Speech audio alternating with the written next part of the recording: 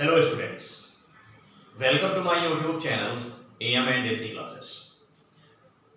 हमारे क्लास में आज का टॉपिक है फैराडेज सेकेंड लॉ। ये टॉपिक लिया गया है इलेक्ट्रोकेमिस्ट्री चैप्टर से, केमिस्ट्री फर्स्ट क्लास 12th, ठीक है ना। तो इलेक्ट्रोकेमिस्ट्री से आज का हमारा जो टॉपिक है that is Faraday's second law. और इसके पहले वाली क्लास में हमने ये डिस्कस किया था कि फैराडेज फर्स्ट लॉ क्या होता है। तो फैराडेज फर्स्ट लॉ डिस्कस कर लिया गया है और यहां पर हम डिस्कस करेंगे फैराडेज सेकेंड लॉ। ओके, अभी फैराडेज सेकेंड लॉ क्या होता है जरा इसको समझिएगा। वैसे फैराडे नाम के साइंटिस्ट ने इलेक्ट्रोलाइटिक सेल में किसी इलेक्ट्रोड पर जो आयंस होते हैं वो डिपॉजिट होते हैं जब उसमें हम चार्ज फ्लो करते हैं, इलेक्ट्रिक करंट पास करते हैं। जैसे मान लीजिए हमने कोई सॉल्यूशन ले लिया, इलेक्ट्रोलाइटिक सॉल्यूशन, तो उसमें पॉजिटिव एंड नेगेटिव आयंस होंगे सॉल्यूशन के अंदर। उसमें हमने इलेक्ट्रोड्स लगा दिए, ठीक है। उसका डायग्राम मान लीजिए हमने यहाँ बनाया सपोज दैट। तो ये हमने एक कंटेनर ले लिया, ओके। एक कंटेनर हमने ये लिया और दूसरा कंटेनर जस्ट इसी के बगल में हमने इस तरह से ले लिया। अब इन दोनों कंटेनरों ने क्या किया, इलेक्ट्रोलाइटिक सॉल्यूशन फिल कर दिया इस तरीके से।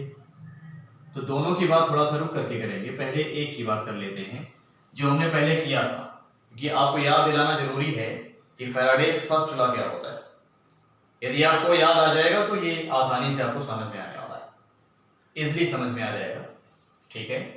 तो कहने का मतलब ये है कि इसमें हमने इलेक्ट्रोलाइटिक सॉल्यूशन लिया है। जब हम इसमें इलेक्ट्रोलाइटिक सॉल्यूशन लेंगे इस तरह से, तो यहां पर सॉल्यूशन ले लेंगे तो इसमें जो है हमारा जो है x माइनस और y प्लस आयन मिलेगा।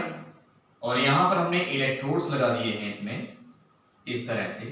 जब इलेक्ट्रोड्स लगा देंगे, ठीक है, तो इलेक्ट्रोड्स लगाने पर क्या होगा, इन इलेक्ट्रोड्स को हम पावर से कनेक्ट करेंगे। पावर्स का मतलब इलेक्ट्रिक रिसोर्स से इसको कनेक्ट करेंगे, इलेक्ट्रिक सोर्स से इसको हम कनेक्ट करेंगे। तो कनेक्ट करने के बाद इसमें हम क्या करेंगे, इलेक्ट्रिसिटी फ्लो कराएंगे, ठीक है।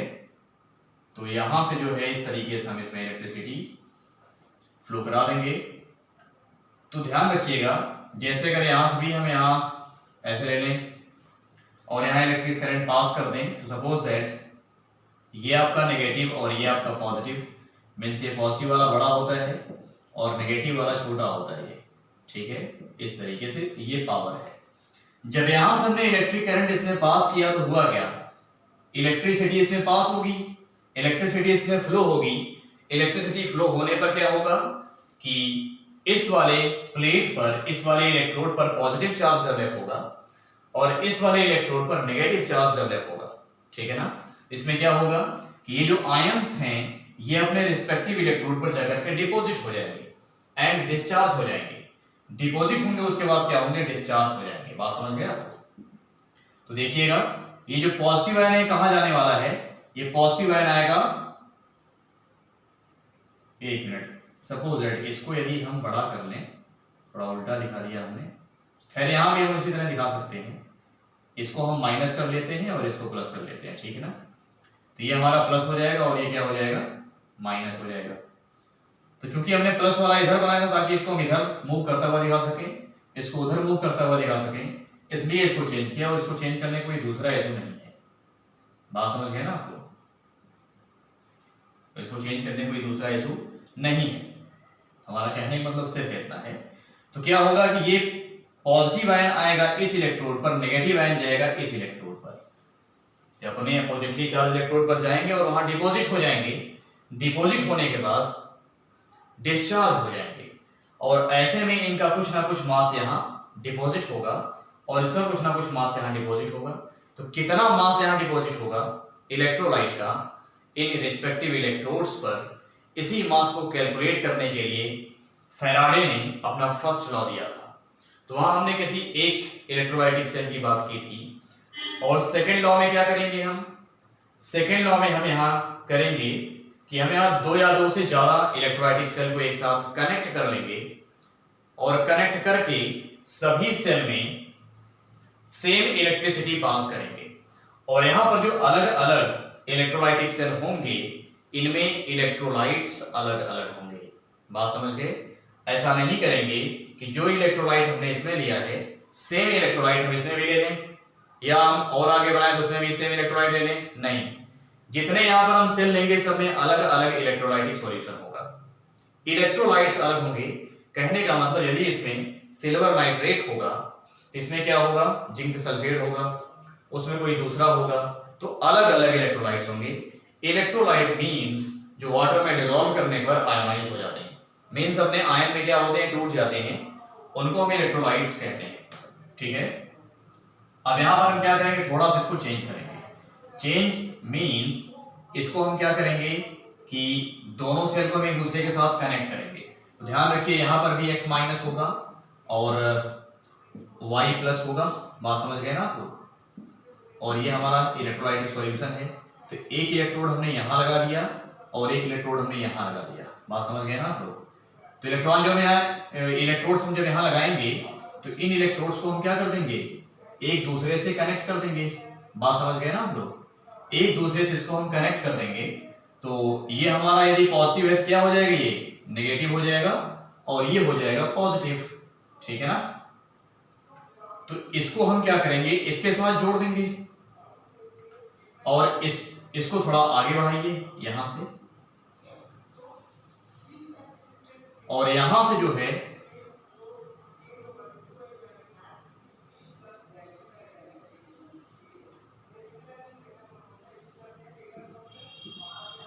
ठीक है ना, कि पॉजिटिव वाला थोड़ा बड़ा होता है और नेगेटिव वाला थोड़ा छोटा होता है। तो नेगेटिव वाले को हम जिस प्लेट पर जोड़ेंगे उस प्लेट पर कौन सा चार्ज आएगा, नेगेटिव चार्ज आएगा, और पॉजिटिव टर्मिनल को हम जिस इलेक्ट्रोड पर जोड़ेंगे वहां पॉजिटिव चार्ज आएगा। तो यहाँ पॉजिटिव यहाँ नेगेटिव, मतलब नेगेटिव पॉजिटिव नेगेटिव पॉजिटिव। यहां से हम जब इस इलेक्ट्रिक पावर से, ये इलेक्ट्रिक सोर्स है, इलेक्ट्रिक सोर्स यानी इलेक्ट्रिक पावर, जब इस इलेक्ट्रिक पावर से हम इलेक्ट्रिसिटी इसमें फ्लो करेंगे, हम देखेंगे जिस तरह से डिपोजिशन यहां हो रहा है सेम थिंग यहां पर भी डिपोजिशन ऐसे ऐसे होगा। ठीक है, तो इनका भी कुछ ना कुछ मास डिपोजिट होगा। ठीक, तो ये सेकेंड लॉ में इन्होंने क्या किया, टू और मोर देन टू सेल को एक साथ कनेक्ट कर लिया फैराडे ने, और यहां पर अपना सेकेंड लॉ दिया। इनके सेकेंड लॉ के अकॉर्डिंग ये बताया गया कि जब हम टू और more than two electrolytic cell को कनेक्ट करके, जिसमें इलेक्ट्रोलाइट्स डिफरेंट होते हैं, मींस इलेक्ट्रोलाइटिक सॉल्यूशन डिफरेंट होते हैं, और इन सभी में हम सेम इलेक्ट्रिसिटी पास करते हैं या सप्लाई करते हैं, तो सेम इलेक्ट्रिसिटी सप्लाई करने पर जो हर एक इलेक्ट्रोलाइटिक सॉल्यूशन में मास डिपॉजिट होगा वो किस बात पर डिपेंड करेगा, तो वो डिपेंड करता है उन इलेक्ट्रोलाइट के इक्विवेलेंट मास पर डिपेंड करता है। यदि हम यहां पर मान लें कि नेट मास या नेट वेट डिपॉजिट हुआ वो हमारा W1 हो गया सपोज दैट, और यहां पर जो नेट वेट डिपॉजिट हुआ दैट इज W2, तो इस केस में जो इक्वेशन बनेगी यानी सेकेंड लॉ जो होगा फैराडे का वो होगा हमारा W1 by W2 is equal to E1 by E2, means यहां जो W है, W means deposited mass of electrolyte. Electrolyte का जो मास डिपॉजिट हो रहा है इन इलेक्ट्रोड्स पर वो किस पर डिपेंड कर रहा है, वो इन्हीं इलेक्ट्रोलाइट के, जो इलेक्ट्रोलाइट आपने इसमें डिसॉल्व किया है उन्हीं इलेक्ट्रोलाइट के इक्विवेलेंट मास पर डिपेंड कर रहा है। बात समझ गए? जैसे यदि हम यहाँ AgCl हमने ले रखा होगा तो AgCl का जो इक्विवेलेंट मास होगा उसके इक्विवेलेंट मास पर AgCl का मास डिपेंड करेगा यह इलेक्ट्रिसिटी पास करने पर, कि कितना, जितना उसका इक्विवेलेंट मास होगा उतना ही मास डिपॉजिट होगा। कहने का मतलब ये है, तो इक्वेशन यहां पर जो बनी that is W1 by W2 is equal to E1 by E2। This is equation number first. इसको हम क्या कहेंगे, इक्वेशन नंबर फर्स्ट, पहली इक्वेशन है ये। अच्छा, from equation first we can say that, from equation first we can say that, क्या कह सकते हैं कि W is proportional to E। W is proportional to E आपकी इक्वेशन नंबर सेकेंड हो गई। मतलब जो W है, W का मतलब mass deposited of electrolyte is directly proportional to its equivalent mass. यदि आप इक्विवेलेंट मास बढ़ा देंगे तो मास का डिपोजिशन ज्यादा होगा, इक्विवेलेंट मास बढ़ा देंगे तो मास का डिपोजिशन कम होगा। बात समझ गए आप? तो इन इलेक्ट्रोलाइट्स में जो डिफरेंट डिफरेंट इलेक्ट्रोलाइट्स हैं, इनमें सबका इक्विवेलेंट मास अलग अलग होगा। तो इन सब में जिसका इक्विवेलेंट मास जितना ज्यादा होगा उसका उतना ज्यादा मास हमें रिस्पेक्टिव इलेक्ट्रोड पर जो है ऑब्टेन होगा, मिल जाएगा। बात समझ गए आप लोग? तो इस इक्वेशन को आगे सॉल्व करिए। तो यहां से प्रोपोर्शन को हटाने के लिए यहां पर लगाएंगे प्रोपोर्शनैलिटी कांस्टेंट, ठीक है? तो लिख सकते हैं इसको R करके W इज इक्वल टू होगा F इंटू E। यहां पर F क्या है? F यहां पर है student Faraday constant, where F is Faraday constant.